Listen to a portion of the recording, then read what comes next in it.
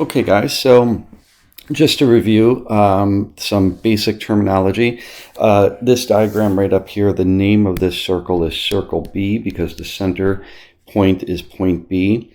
There's three radii that are shown. That would be segment BC, that would be segment BA, and segment BD. Remember when we name radii, we use the center point first in naming the segment. So we have those three radii that are shown. We could also draw in radius BF, right, and name that radius as well. There's one diameter that is shown. Remember, a diameter is a chord, right? A diameter is a chord. The chord has two endpoints on the circle itself, and the diameter specifically goes through the center of the circle. And so segment CD is a diameter of the circle. Okay, so now the next pieces involve arcs. And arcs, by definition, are a portion of a circle. So an arc is a portion of a circle. And arcs are classified into three categories. You have minor arcs, major arcs, and semicircle arcs. Okay, and let's talk about minor arcs first. And down here in red is something that is of really big importance. So the measure of a minor arc is equal to the measure of its central angle. A central angle is an angle in a circle that is formed by two radii. So therefore, a central angle has its vertex at the center of the circle. And if we take a look at this diagram up here, there are actually two central angles that we can identify. Angle CBA right there is a central angle, and then angle ABD is a central angle. So those two angles are formed with their vertex at the center. And if we take a look at angle CBA, we can see that angle CBA has endpoints C and A, has points C and A, and those 2 points on the circle create arc CA. And so arc CA is formed by angle CBA, central angle CBA, and according to, and based on our definition down here, the measure of the minor arc, so the measure of angle CBA is going to be equal to the measure of the central angle. So arcs are measured in degrees, okay? Arcs are measured in degrees. And the relationship is that the central angle and the minor arc have the same degree measurement. The way we would write that then is the measure of arc CA is equal to the measure of angle CBA. Okay, so we put a little m in front of arc CA. If we take a look at the other central angle in this diagram, or the other central angle is angle ABD right here. And notice that angle ABD creates arc AD on the circle. And so arc AD is also a minor arc because it is created by a central angle. And the measure of arc AD is going to be equal to the measure of angle ABD. Okay?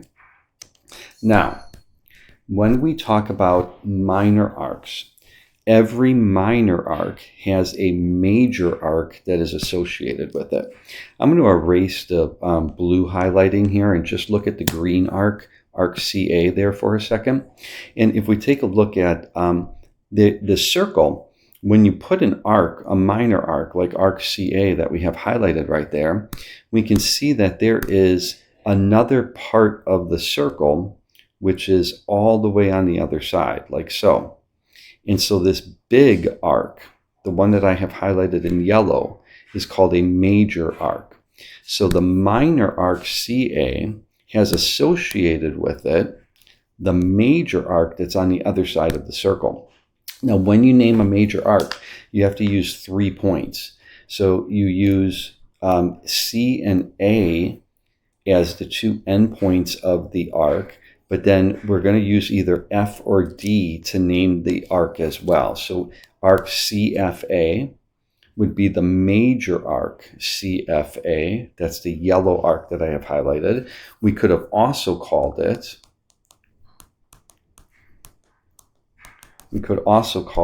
arc CDA.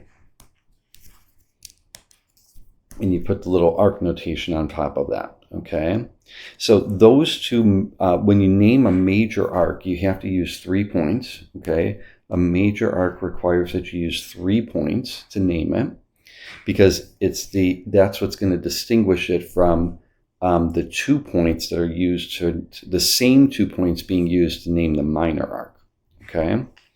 Now, there's one other type of arc, and that is a semicircle arc. A semicircle arc is formed by a diameter. And so if we take a look, diameter CD formed by a diameter. And if we take a look at diameter CD forms two. Let me get that major arc back in here. Sorry about that. Okay, so diameter CD forms 2 semicircle arcs on this circle, right? Semicircle arcs.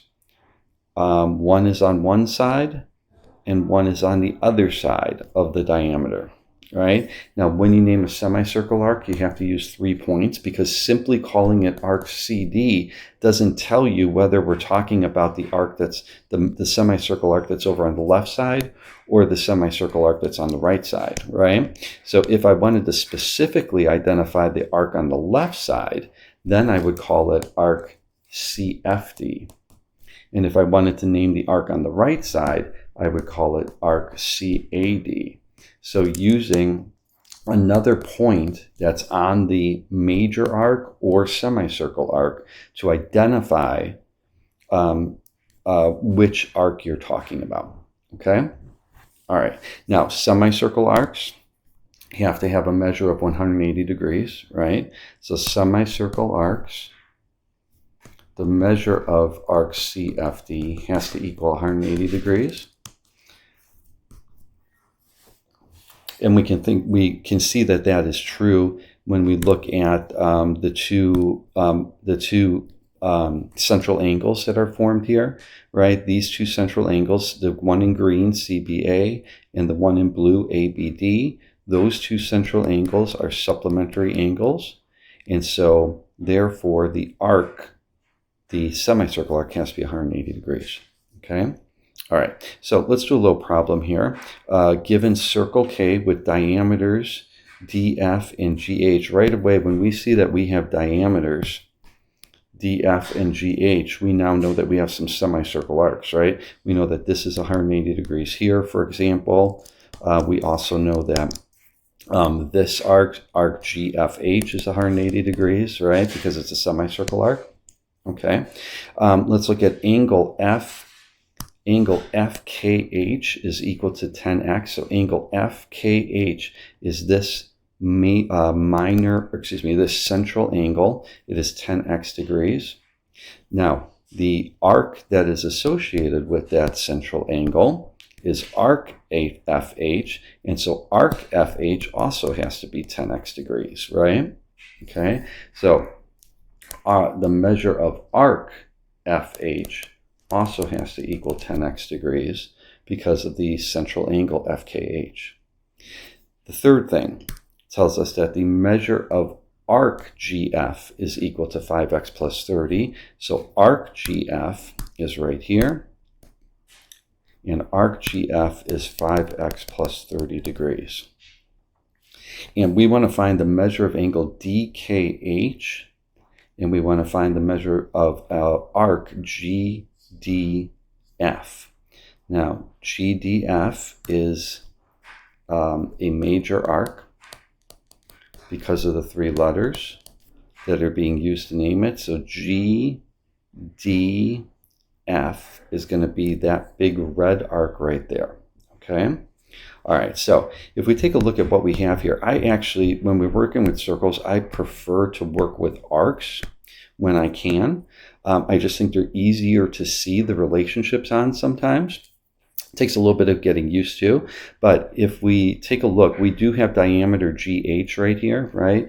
GH is a diameter, and so therefore, this arc GFH has to equal 180 degrees, right? So from the diameter,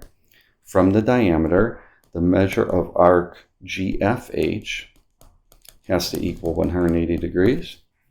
And if we take a look at that semicircle arc is made up of the 5x plus 30 arc and the 10x arc. And so we can add those arcs together to get 180 degrees, just like we add angles together at the angle addition postulate, right? So we got 5x plus 30 and then plus the 10x has to equal the 180 degrees. That gives us 15x plus 30 is equal to 180. That means 15x is equal to 150 and x is equal to 10. So if x is equal to 10, that means that the arc HF, the blue arc that we have here, is 100 degrees. So this arc is actually 100 degrees. It means the green arc that we have up here, it better be 80. When we put 10 in, we get 50 plus 30, that's 80 degrees. All right, and the 80 plus the 100 has to give us the 180 degrees central semicircle arc. Now we're asked to find the measure of angle DKH. DKH is this angle over here. And we still have this, we have vertical angle relationships that are true, right? Since that arc GF is equal to 80 degrees, then the central angle that formed that arc has to be 80 degrees, which means this vertical angle has to be equal to 80 degrees. So the measure of angle DKH has to equal 80 degrees. This makes sense as well because that means that arc DH is also equal to 80 degrees, right? It has to be equal to 80 degrees because you have another diameter right here with DF, right? Since DF is a diameter. Then we have a semicircle right here. So the 80 plus the 100 gives us that semicircle arc DHF. Now we're asked to find the measure of arc, the major arc GDF, which I already identified as this big red arc all along here, right? There's two ways that we can get this. One way we can get it is to add up the individual arcs. We already have that this blue arc right here, arc HF is 100 degrees, right? We already have that. We figured out that this arc right here, arc DH, is equal to 80 degrees because of the vertical angle relationship that's there. We have another vertical angle relationship with the 10x angle and this angle DKG. So this angle DKG has to be 100 degrees, which means arc DG has to be equal to 100 degrees. And so one way that we can get that red arc is to take the 100 degree arc, that is arc DG, the 80 degree arc, that is arc DH, and the 100 degree arc, that is arc HF, and adding those three arcs together, those three right there, we get the measure of arc GDF to be 280 degrees. Now, the other way that we could have gotten at 280 degrees is to recognize that the entire circle is 360 degrees, right? You have 180 degrees on one side, 180 degrees on the other side of a diameter. So the entire circle is 180. And so if we take, if we look at the measure of arc GDF, that major arc, the one that's in red, we can think about that as being 360 degrees minus the minor arc GF, right? That green arc right up here, that's 80 degrees. And so we have 360, we have 360 minus the 80 degrees, which gives us, again, 280 degrees, right? So either way of looking at that is correct.